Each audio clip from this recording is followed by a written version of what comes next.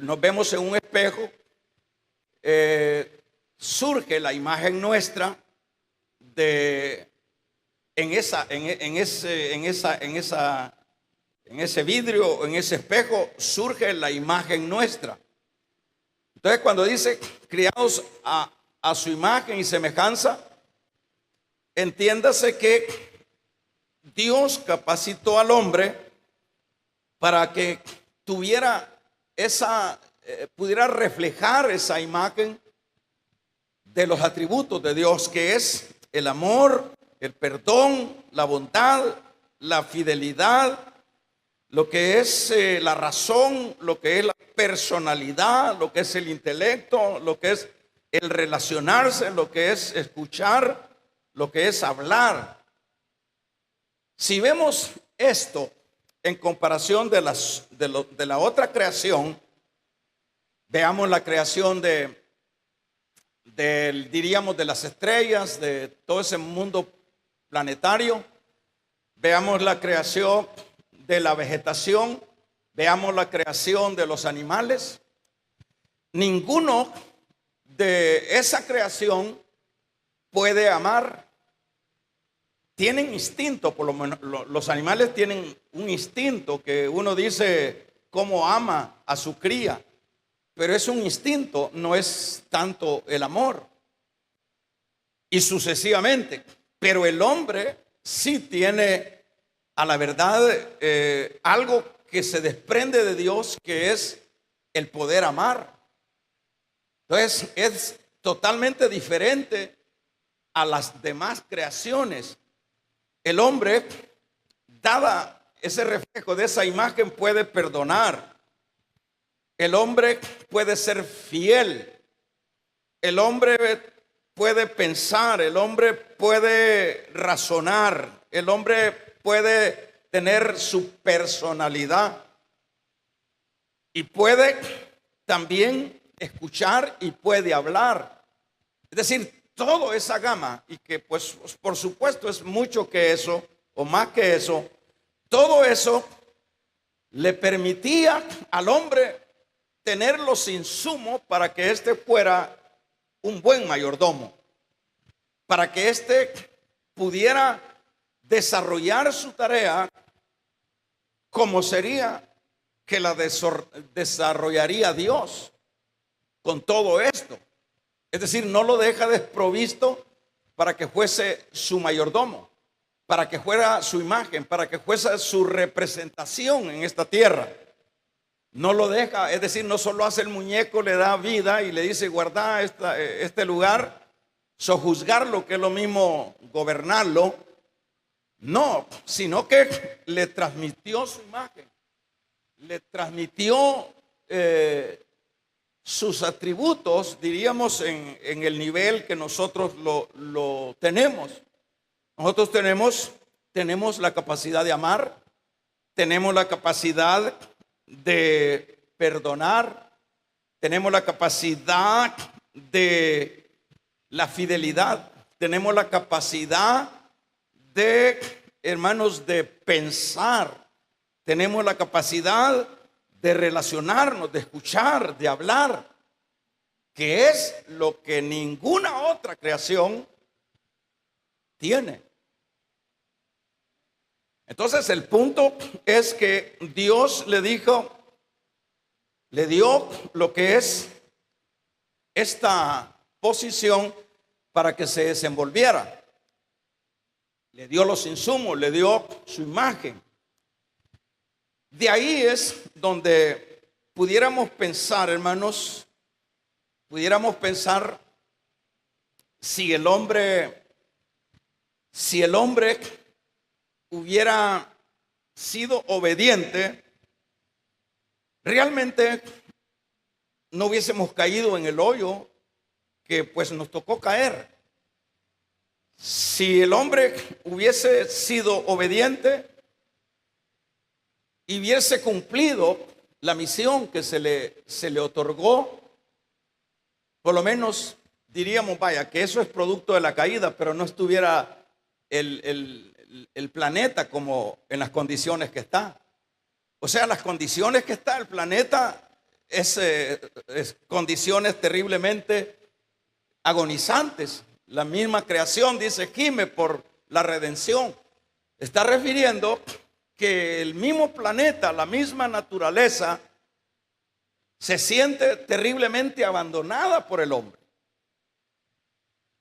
Entonces, el hombre no cumplió su tarea. Bueno, ya sabemos por qué no la cumplió, ¿verdad? Eso lo vamos a ver más adelante. Pero el hombre, al darle esa posición, el Señor, por ejemplo, con respecto a lo que es, diríamos, a los animales. Los animales, debería el hombre no ser cruel, sino también ser amoroso, cuidadoso con esa creación, porque toda es creación de Dios y toda Dios se la otorgó al mayordomo. O sea que lo que es toda esa especie de animales, claro que Dios los dejó también para la mantención del hombre en el futuro, pero el hombre se le otorga la responsabilidad de cuidar todo lo que es el planeta, todo lo que era lo que se le había otorgado. Pero vemos así de una manera general que todo eso se descuidó. Vamos a ver, y no se descuidó porque no tenía la capacidad del hombre. Ya vuelvo a repetir, Dios le dio todas esas capacidades, lo hizo a su imagen. Quiere decir, hermanos, que cuando nosotros somos hechos a la imagen de Dios, qué bueno sería, rescatando esa parte, que nosotros no tuviéramos actitudes de bajo autoestima, como por ejemplo muchas veces se da en la vida cotidiana, incluso de la iglesia.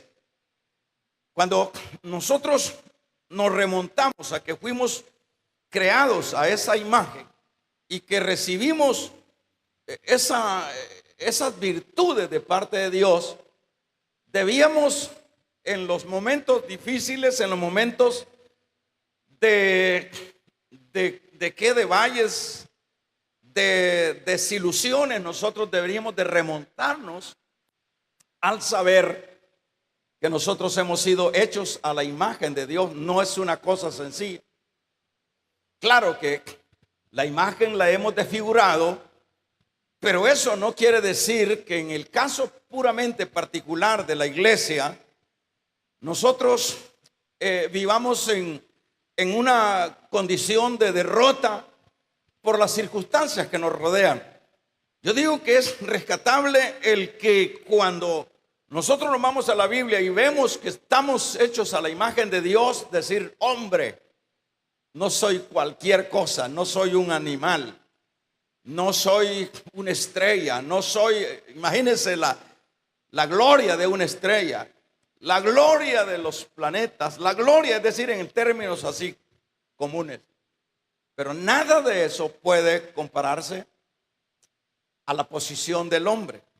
Entonces, cuando nos veamos frustrados, cuando nos veamos apocados, es necesario que nos remontemos y digamos, nosotros no somos cualquier cosa, y en particular nosotros como iglesia, porque a nosotros ya se nos ha rescatado, hermanos, y se nos está rescatando la imagen de Dios a través de Cristo. A través de ese proceso se nos está rescatando. Entonces nosotros no tenemos por qué ser derroteros. Nosotros no tenemos por qué compararnos con aquellos que no tienen ninguna esperanza. Nosotros debemos de levantar cabeza y decir lo que somos. Es decir, hay que saber qué somos. Por ejemplo, para poner algo más ahí, sería como tenemos un gran ingeniero que ha caído en los vicios, por decirlo de esa manera.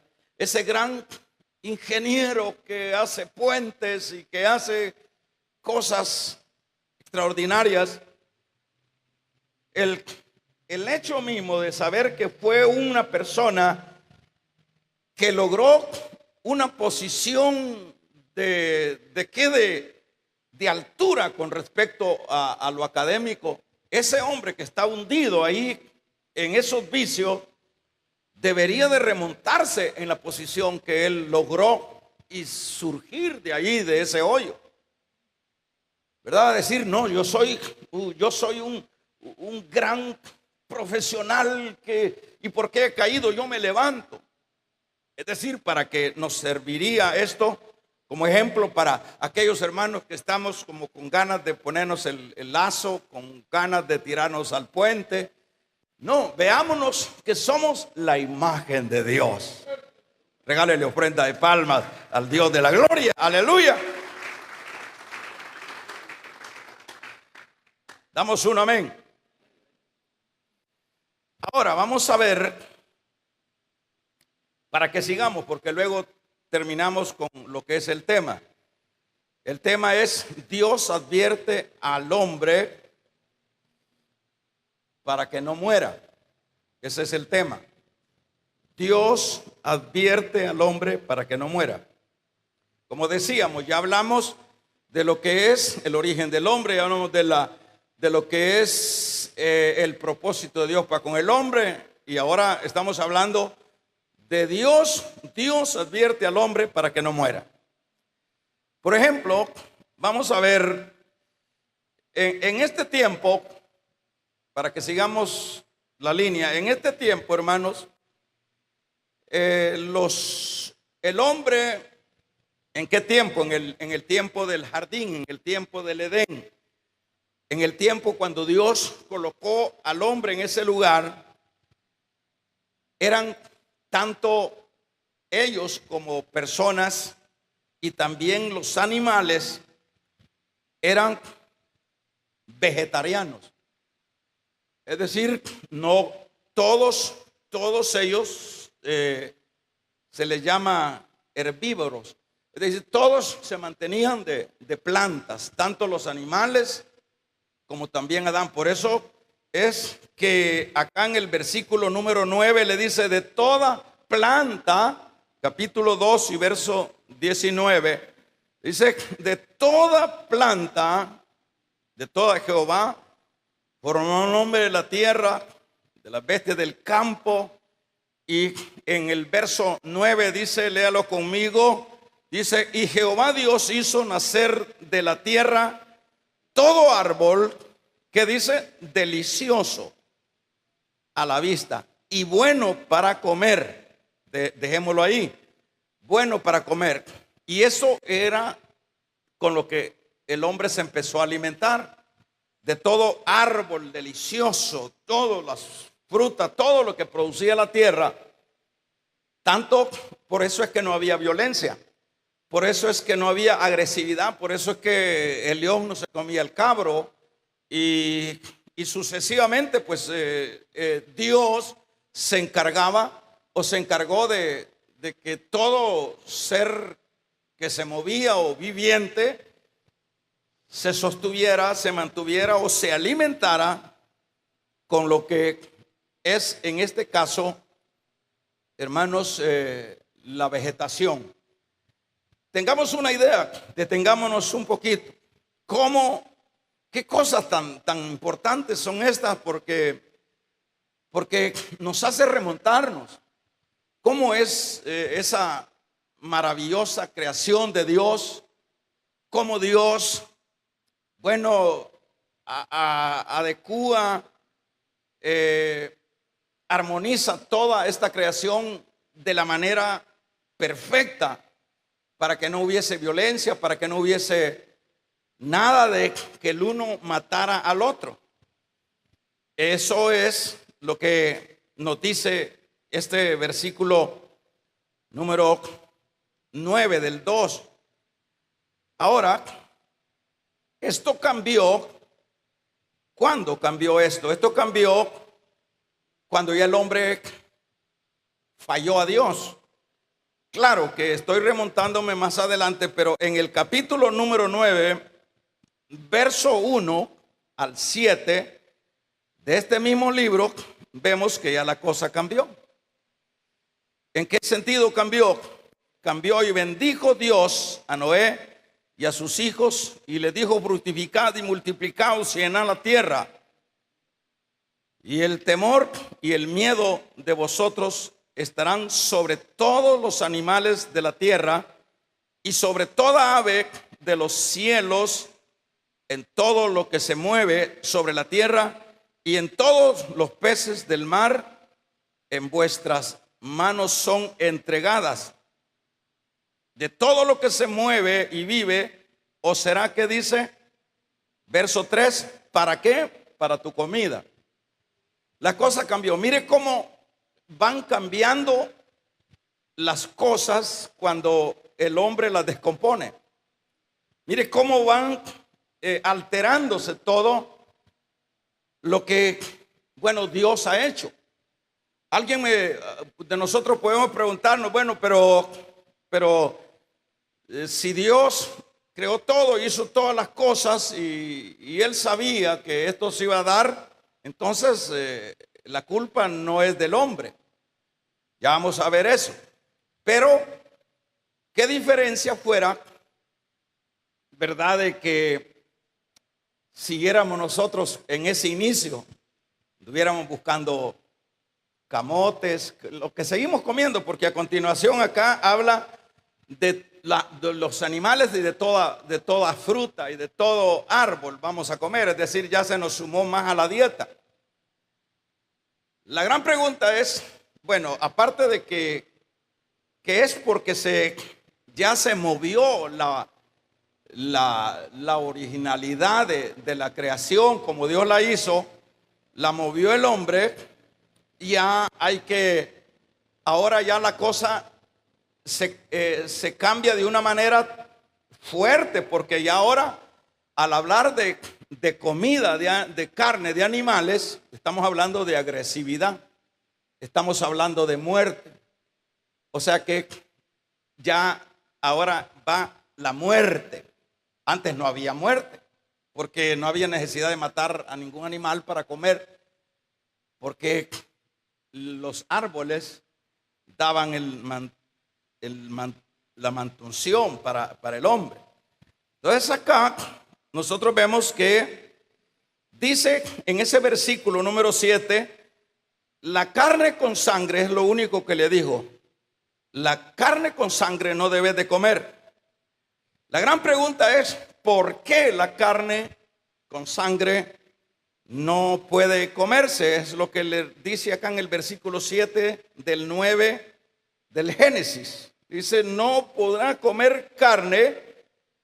Y esto es porque hermanos, la carne con sangre representa vida. Dios siempre es vida. Dios siempre manifiesta la vida. Entonces, no era conveniente, es decir, ya es un mandamiento, que en este caso la carne con sangre no se podía comer, porque esto, es decir, la sangre representa vida, y la vida le pertenece a Dios. Solo vea de qué manera las cosas se van dando. Él deja claro todo. Pero como la cosa se arruinó, se alteró, y no porque Dios la haya hecho mala, sino nosotros vemos que nosotros mismos somos los culpables. Nosotros mismos somos los que nos matamos a nosotros mismos.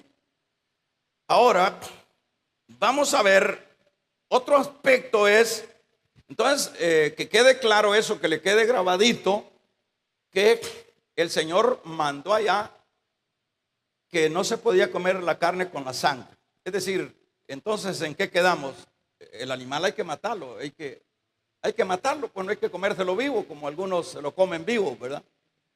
Entonces, hay que hay que matarlo porque él dijo de los animales van a mantenerse ustedes.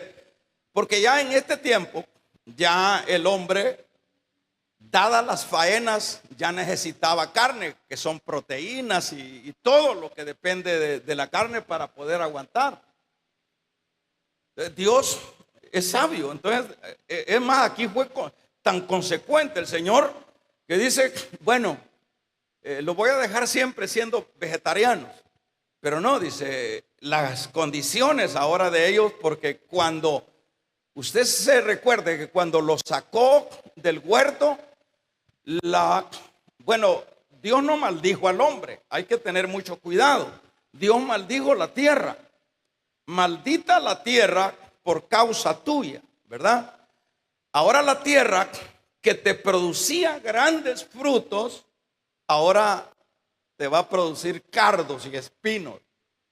Ahora el hombre tenía que sudar no es que no sudaba antes, él vivía trabajando.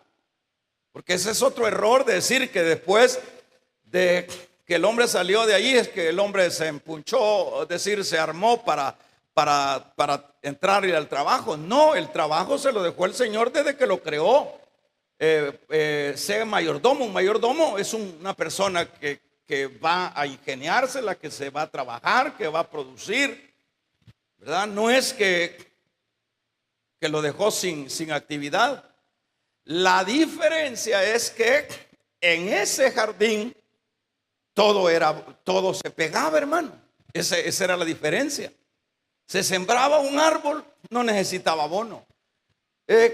Y por otro lado, la diferencia en ese jardín es que era una tierra, bueno, es una tierra que algunos estudiosos o de esos que andan investigando los lugares, hermanos, hablan de que está entre Irak, entre Siria, que es el lugar que lo que hay ahora es un gran desierto. Porque siempre cuando el hombre mete la cola y mete las uñas y mete la cara, hermanos, arruina todo. Entonces eso es lo que hay ahora, donde era un lugar donde era regado por 3 ríos. Era una cosa tremenda. Pero ahí nosotros estamos viendo que en este caso el hombre la pasaba bien. No necesitaba con la diferencia, por ejemplo, de que hemos dicho que en ese entonces el ambiente de lo que nosotros conocemos como atmosférico era como un invernadero.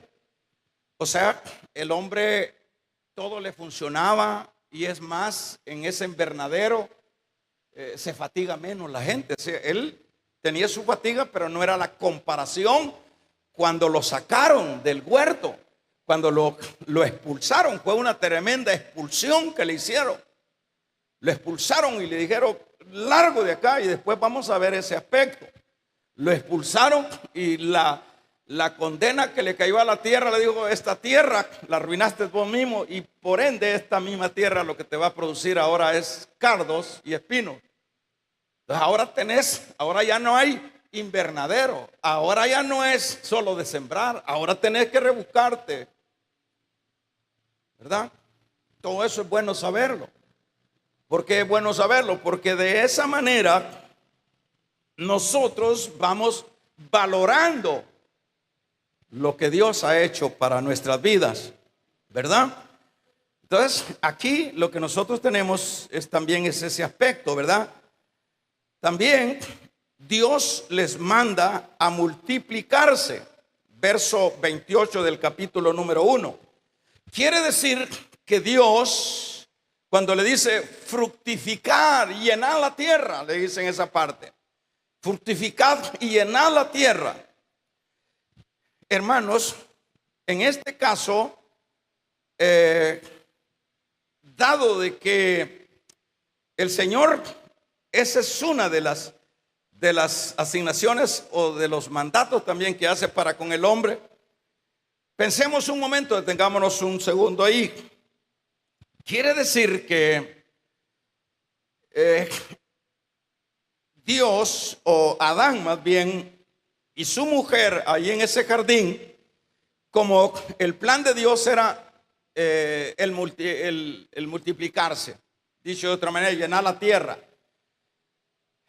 Algunos han dicho que, bueno, que Eva o Adán empezaron a procrear después de que fueron expulsados del huerto. No, Dios les dio esa tarea, esa asignación desde que los creó. Dijo, multiplíquense, que se llene la tierra. Entonces, pensemos un momento que cuando Dios da ese mandato, sería entonces que si Adán no fracasa, la tierra se hubiese llenado al igual que probablemente como estamos ahora. Y ahora se dice, bueno, pues siempre, no tanto como ahora, porque han muerto miles de personas. O sea, la tierra estuviera llena de gente santa, de gente temerosa a Dios. Porque no es que ellos desde que ya procrean iban a nacer Caínes. Los Caínes se hicieron Caínes fuera del huerto, ¿verdad? O sea, ya iban los hijos. ¿Cuántos hijos? Es la pregunta que siempre es: ¿de cuántos hijos tuvo Adán? Bastantes, cientos de hijos, dado de que esta gente en este tiempo era longeva. Acuérdense que Adán, hermanos, bueno, dice la Biblia que Adán a los 130 años, pongámosle, eso es lo que dice la Biblia, 130 años empezó en el huerto, ¿verdad? Empezó a relacionarse con lo que es todas estas asignaciones. Pero que luego Adán murió 900 y pico de años después. A ellos, ¿por qué usted ve de Noé para atrás? Lee gente que duraba casi, bueno, está Matusalén, que casi llega a los 1000 años. Gente terriblemente, era la dieta, era la manera como ellos se alimentaban. Es que ahora todo está arruinado. ¿Y quién lo arruinó? ¿Lo arruinó Dios? No, lo arruinamos nosotros. Damos un amén. Ahora todo lo que comemos, por decirlo de esta manera, todo es veneno, hermano. ¿De cómo vamos a estar? O sea, nosotros vivimos comiendo veneno seguido, todos los 3 tiempos al día, si comemos 3 tiempos. Si son los frijolitos, ya no son los frijolitos aquellos, las chipulcas, ¿cómo que les decíamos? Las chilipucas, que eran unos frijolitos, pero riquísimos, hermanos, así algo paliditos, pero eran de la tierra, no necesitaban abono. Pero ahora todas las chilipucas vienen contaminadas. ¿Por qué allá en Europa la gente, pues sí, esa gente es algo se cuida, ¿verdad? Porque hay unos que tienen dinero y ahí anda comiendo ¿cómo le llaman a esas comidas que no les han echado abono? ¿Ah? ¿Cómo?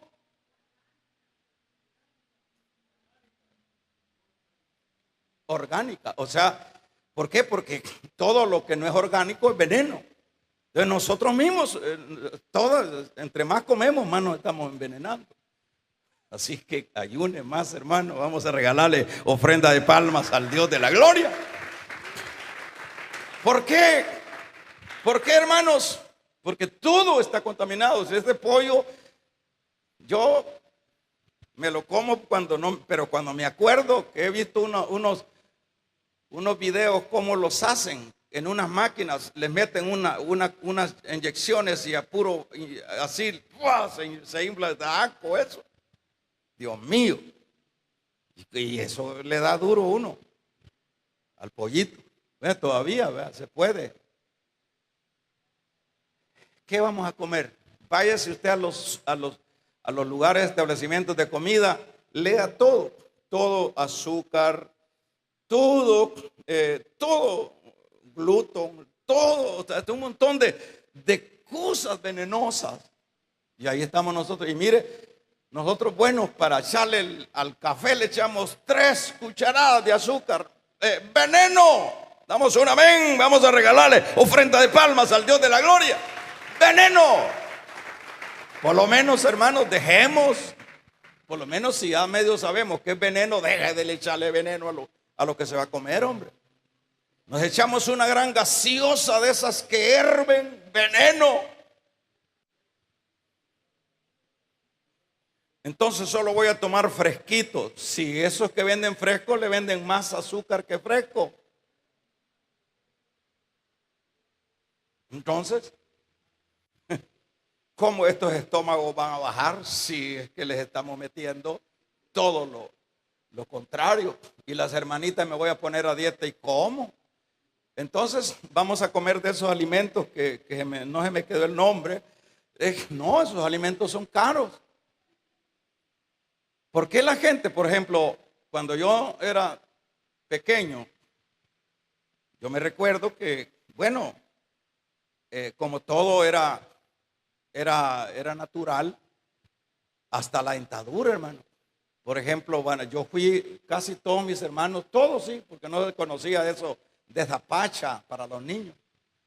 Todo era mamantar, a tal grado que todo eso le da una tremenda alimentación al bebé y eso le da buenas defensas para toda la vida y dientes buenos.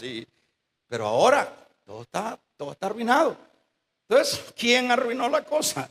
La arruinó el hombre mismo. Damos un amén. Entonces quiere decir que el Señor le dijo: multiplíquense, solo fuera toda la tierra fuera llena de santos y no hubiera la desgracia que hay ahora. Por supuesto se iba a ir ampliando el paraíso, ¿va? Entendámoslo de esa manera. Se iba a ir ampliando porque la gloria de Jehová visitaba ese lugar. Ahora, en el capítulo número 2, con lo cual finalizamos, versículo 9, dentro de esos árboles, dentro de ese jardín maravilloso que Dios hizo, estaban estos árboles. El árbol de la ciencia es el árbol de la ciencia del bien y del mal. Estos árboles, estos dos, y el árbol de la vida. Estos eran 2 árboles que estaban ahí. El uno era de la ciencia del bien y el mal, y el árbol de la vida. En este caso, estaban, hermanos, en medio del huerto. Veamos este asunto. Estaban en medio del huerto, cómo Dios los coloca ahí. Vamos a ver. Por ejemplo, el árbol de la vida, que sería el que con el cual se estaría alimentando Adán, tenía todos los nutrientes para toda la eternidad, toda la vida en esta tierra.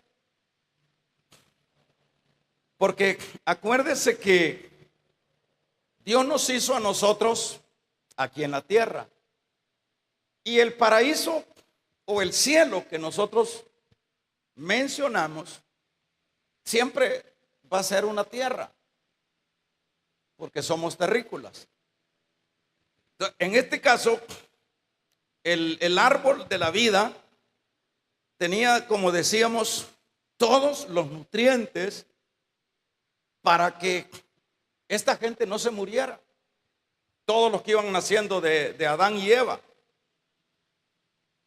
Ahora,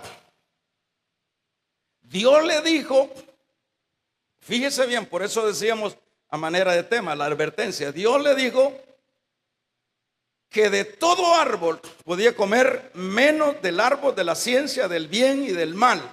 Génesis 2, 16 al 17. Y la sentencia es: porque el día que comas, ese día te morirás. Interesante esto. O sea que diríamos Dios está jugando al escondelero con la creación. No, Dios nunca manipula, Dios nunca juega. Dios tiene definido todo ya. Entonces acá le dice al hombre, le dice a Adán, le dice de todo árbol, de todos los árboles puedes comer. De todos, aparte de todos los árboles, pero de el árbol de la ciencia del bien y el mal no comer, porque el día que comas, ese día te mueres o morirás. Ahora, hermanos, vamos a ver. Ahí está la sentencia. Y la gran pregunta es, ¿por qué Dios colocó un árbol que después lo prohíbe? Es una buena pregunta, hermanita que se me durmió aquí adelante. Sí. Mueva los ojitos. Esa es una buena pregunta. ¿Verdad? ¿Por qué Dios colocó un árbol que después lo prohíbe? Yo creo que todos nos hemos hecho esa pregunta.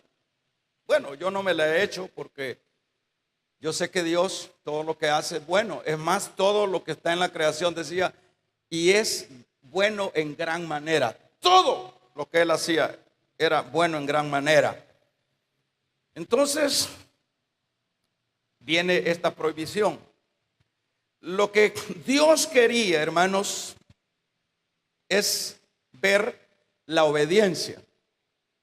La obediencia de su criatura. La obediencia. Oiga bien esto. La obediencia. O sea que Dios no le da alternativas. Aquí está el árbol del mal y aquí está el árbol de vida. Aquí tú tienes, y es ahí donde Dios, por ejemplo, vamos a ver, Dios le da una libre elección. Porque si Dios no le da una libre elección a Adán y le hubiera impuesto que tenía que obedecer a no comer de ese árbol, entonces aquel lo hubiera hecho, hubiera obedecido, pero Dios no quiere ese tipo de obediencia. Dios no quiere ese tipo de obediencia porque es una obediencia al miedo. Es una obediencia a que me van a ejecutar. Es una obediencia, eso no sirve. Y eso debe de servirnos a nosotros, hermanos, porque a la verdad que aunque a nosotros se nos ha restaurado lo que sería esta libre elección con respecto a que ya estamos en Cristo, ¿verdad? Ahora se nos va restaurando esto que estaba totalmente lleno de basura. Y ahora nosotros podemos entender las cosas, ¿verdad? Esto debe de enseñarnos a nosotros que, ¿verdad? Que Dios no quiere nada a la fuerza. Y esto es bueno aplicarlo, por ejemplo, ¿por qué no? Por ejemplo, si yo voy a predicar y vengo porque me pusieron, y vengo, me pongo ese uniforme porque me pusieron, y vengo porque me dan ese lugar para servirle al Señor, y yo lo hago porque si no me van a comer los hermanos. Eso no sirve. Eso es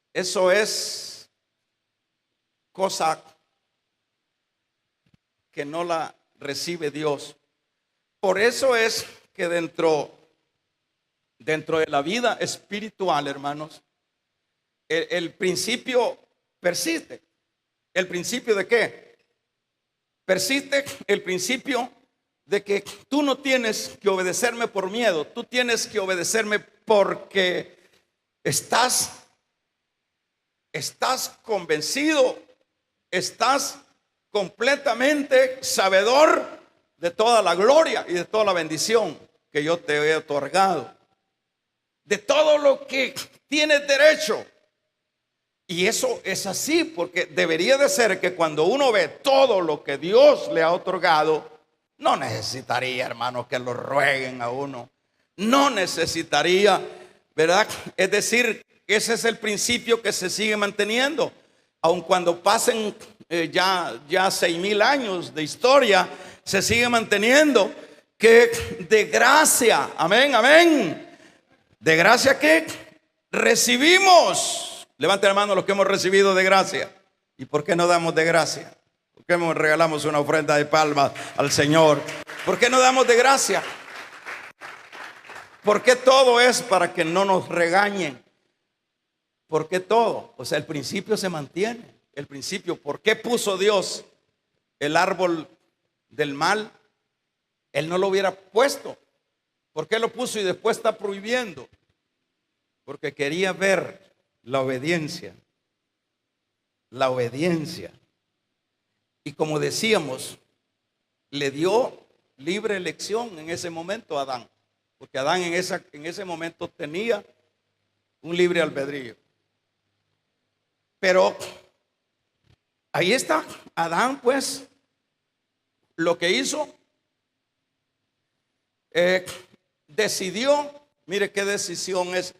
Hermanos, a veces yo finalizo con esto.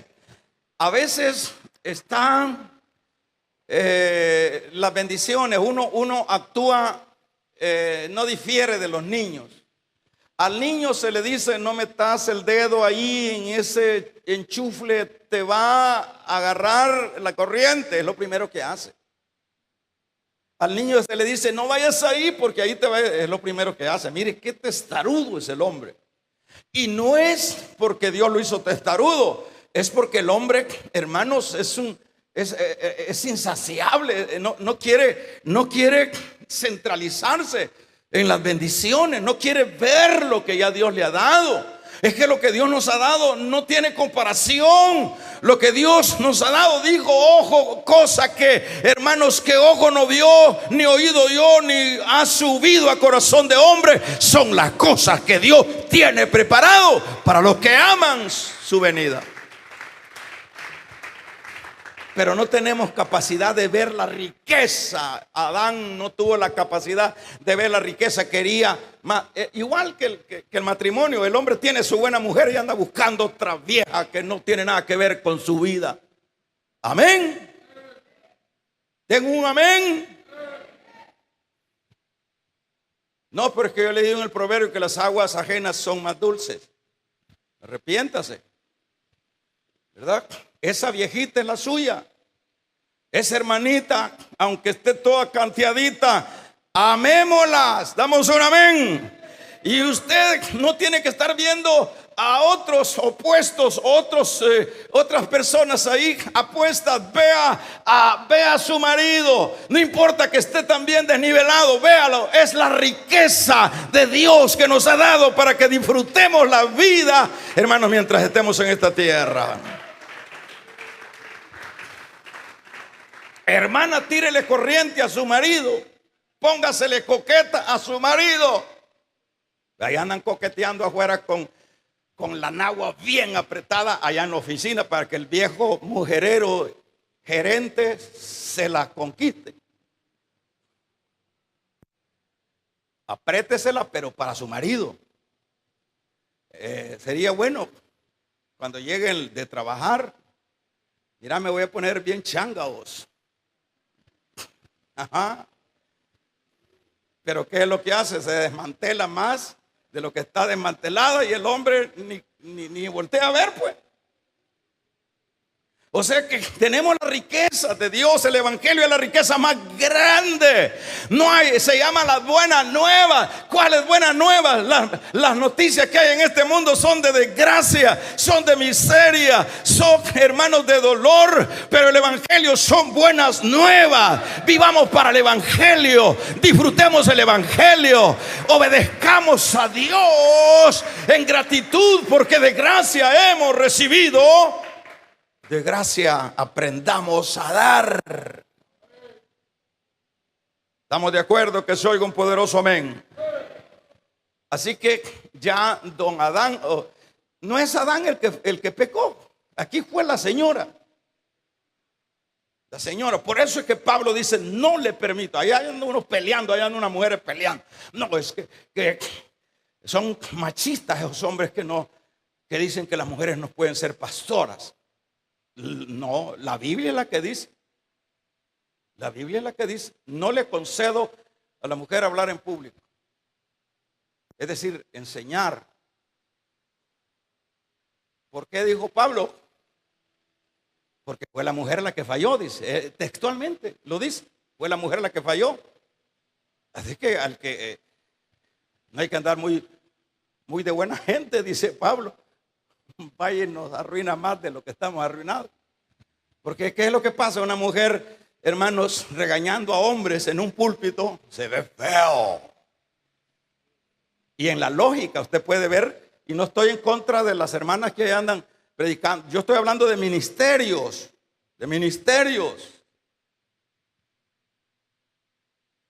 De eso estoy hablando. Yo no estoy hablando de que se predique. Las mujeres pueden predicar en todos lados, pero ministerios es otra cosa. 4:11. ¿De qué? De Efesios. Pero es que no pega, es que las cosas no pegan. Imagínese una hermana con un ministerio, deja al hombrecito y a los hijos aquí, se va para Guatemala y deja tirado esto aquí. En la lógica no pega, pues. Claro, el hombre sí, ella puede quedar cuidando. ¿Y por qué el hombre no? Porque el hombre es designado como la cabeza. ¿Sí? Ninguno de los dos es inferior. El Señor, cuando le dijo allá en la creación, serán hechos a nuestra imagen. No es que la mujer sea menos imagen, es la misma imagen de Dios en ella. Y también el hombre. Amén. Pero todo tiene su espacio. Amén. Entonces allá andan unas hermanas peleando. No, estamos hablando de ministerios. Imagine que la hermana se fue a vigilar allá con un montón de hermanos y dejó todo tirado acá. Dios mío, eso no pega, pues en la lógica no pega. Dijo Pablo allá le dijo a Timoteo que las mujeres se salven criando hijos. Bueno, ¿y cómo va a ser? Engendrando hijos, dice la versión. ¿Y cómo si la mujer no puede engendrar? A lo que se refería Pablo, que cuiden los hijitos que tienen, pues. Cuídenle, porque la madre es la que tiene ese toque, ese carisma de cuidar a los hijos. Los hombres, los padres son más bruscos. Ellas las hizo Dios para eso. Amén. Pónganse de pie, hermanitos. Vamos a regalarle una ofrenda de palmas al Dios de la gloria. Aleluya. Así que los dos árboles había que tomar la decisión, y don Adán o doña Eva tomó la decisión incorrecta. Nos llevó la trampa a todos. Oremos. Padre, te damos gracias. Te pedimos, Dios, que nos bendigas, que nos ayudes a comprender tu palabra. Ayúdanos, Dios, porque tú eres el Dios de misericordia. Que cada esfuerzo que se hace para predicar tu palabra sea aprovechado de cada hermano. Bendice a tu pueblo. Gracias, Dios. Amén.